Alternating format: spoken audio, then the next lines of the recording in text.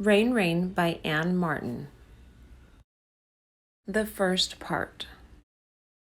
Chapter 1. Who I Am, a Girl Named Rose.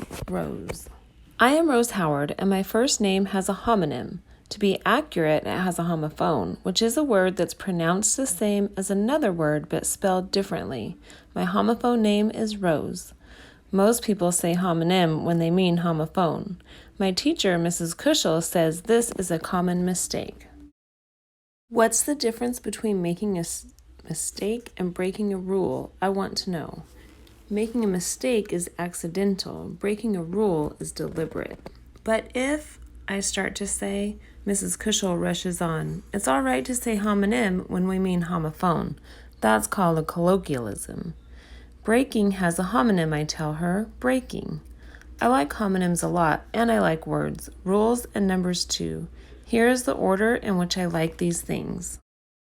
Number 1, words, especially homonyms. Number 2, rules. Number 3, numbers, especially prime numbers. I'm going to tell you a story. It's a true story, which makes it a piece of nonfiction. This is how you tell a story. First, you introduce the main character. I'm writing the story about me, so I am the main character. My name has a homonym, and I gave my dog a homonym name too. Her name is Rain, which is special because it has 2 homonyms, Rain and Rain. I will write more about Rain in Chapter 2. Chapter 2 will be called My Dog, Rain, Rain, Rain. Something important about the word right is that it has 3 homonyms, right, right, and right. That's the only group of 4 homonyms I've thought of. If I ever think of another 4 homonym group, it will be a red letter day. I live with my father, Wesley Howard, and neither of his names has a homonym. From our porch, you can see our front yard and our driveway and our road, which is called Head Road. Road has 2 homonyms, road and road. On the other side of the road is a little forest, and through the trees you can see the New York Thruway. The word see has a homonym, see, but even better, sees has 2 homonyms, sees and sees. I'm in 5th grade at Hanford Elementary. There's only one elementary school in Hanford, New York, and only one 5th grade classroom in the school, and I'm in it.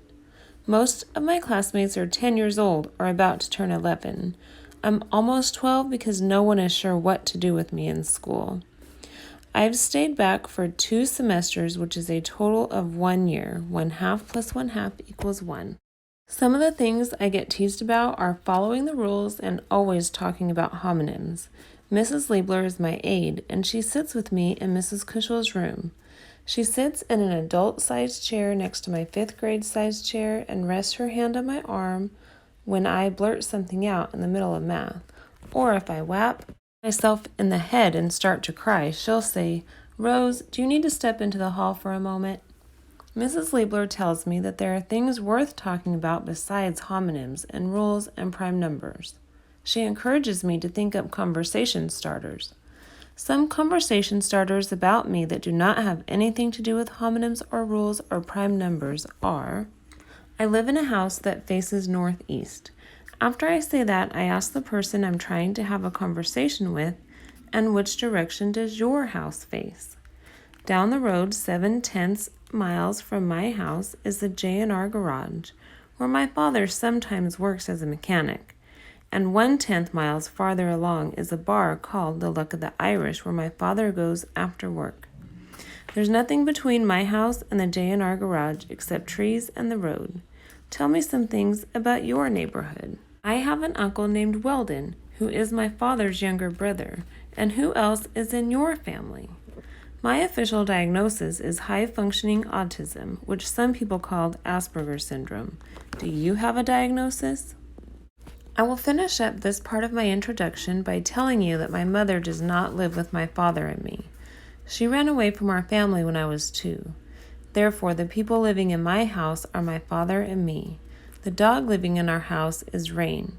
Uncle Weldon lives 3 4/10 miles away on the other side of Hanford. The next part of my introduction is the setting of my story. I've already told you my geographic location, Head Road in Hanford, New York. The historical moment in time in which the story begins is October of my 5th grade year. Now I will tell you something troubling about 5th grade. It isn't as troubling as what happens later in the story when my father lets rain outside during a hurricane, but it is still troubling. For the first time in my life, I'm being sent home with weekly progress reports that I have to give to my father. The reports are written by Mrs. Liebler and read and signed by Mrs. Cushel, which is my teacher's way of saying that they're in agreement about my behavior. The reports list all of my notable behaviors from Monday through Friday. Some of the comments are nice, such as the ones about when I participate appropriately in a classroom discussion. But most of the comments make my father slam the reports onto the table and say, "Rose, for God's sake, keep your mouth closed when you think of a homonym." Or do you see any of the other kids clapping their hands over their ears and screaming when they hear the fire alarm? In the last report, Mrs. Liebler and Mrs. Cushel asked my father to schedule monthly meetings with them. Now he's supposed to go to Hanford Elementary on the third Friday of every month at 3:45 p.m. to discuss me. This is what he said when he read that. "I don't have time for meetings. This is way too much trouble, Rose. Why do you do these things?"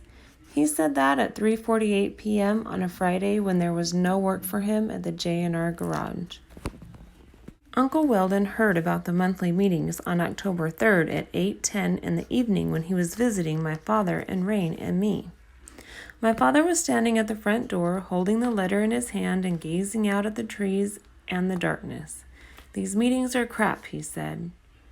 Uncle Weldon, who was sitting at the Formica kitchen table with me, looked at my father from under his eyelashes and said, "I could go if you want." Uncle Weldon has a very soft voice. My father whipped around and pointed his finger at Weldon. "No, Rose is my responsibility. I can take care of things." Weldon lowered his head and didn't answer. But when my father turned around so that he was facing outside again, my uncle held up two crossed fingers, which was the signal to me that everything would be all right. I held up my fingers too, and we each touched our hearts with them. After that, Rain came into the kitchen and sat on my feet for a while. Then my uncle left. Then my father crumpled the letter from Mrs. Liebler and Mrs. Cushel and tossed it into the yard. That is the end of the introduction to me.